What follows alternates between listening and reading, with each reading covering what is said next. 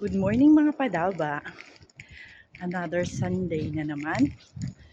So let's all together prayer God above all things bago tayo magsigawa ng ating mga gawain. There are so many ways how we worship and thankful to God.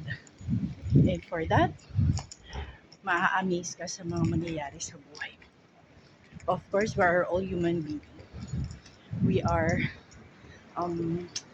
attracted to what the world is offering. Pero kailangan mas lalo pa tayong matatag when it comes to faith. Kailangan mas matatag pa tayo na kilalanin ng Diyos. Mas matatag tayo na alam mo yun, yung gawin lahat ng bagay na ating hinahangad sa buhay. But if God is always with us, nothing is impossible. Sunday na naman po at ang lamig. 11 degrees kami ngayon. So hindi po lahat ng OFW sa Hong Kong is nag-off ng Sunday. So sometimes they are Saturday or other naman po is international off. So it means from Monday to Friday, mamimili yung amo nila yung pwede silang palabasin or off. Thank you, Chosan. So ayan, bumati tayo sa ating mga staff dito sa bahay niya. And I always wag tayong tatawid kapag ganyan yung yung traffic light. Kasi pa-stop na po siya. So we need to wait until it become green again. Mas maganda na yung tayo. Nag-iingat, diba? At saka kapag may mga dito, list po. Ako, 2,000 Hong Kong dollar yan, mga padaba. So, kailangan we need to follow traffic rules kasi talagang mahirap po magbayad. Actually, before, may mga friend din ako na violate. Alam niyo yun, 5,000 Hong Kong dollar at malaking bagay po yun. Napakalaking bagay. Tapos yung hindi ka...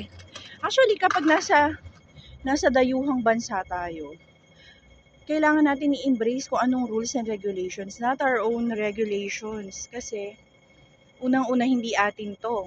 Pangalawa, we are here to work. We are here to follow what they want. I mean, hindi naman sa gusto nila, pero aligned dun sa mga rules and regulations. Tama. So, ayan, heading po ako sa church. So, sa mga bago po dyan na mga dumating sa Hong Kong, I'm encouraging you guys na tayo'y umattend ng ating Sunday service. So, pwede nyo po ako i-message directly. Sasamahan ko kayong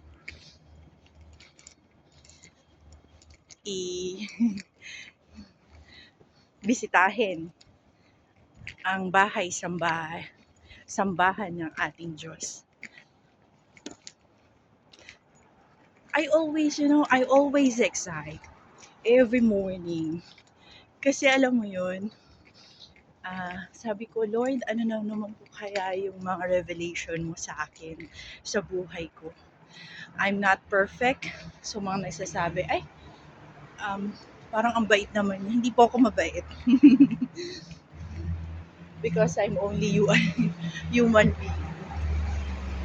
So ayan, ihahatid ko po kasi yung videoke ng kaibigan ko. At sabi ko po sa kanya, doon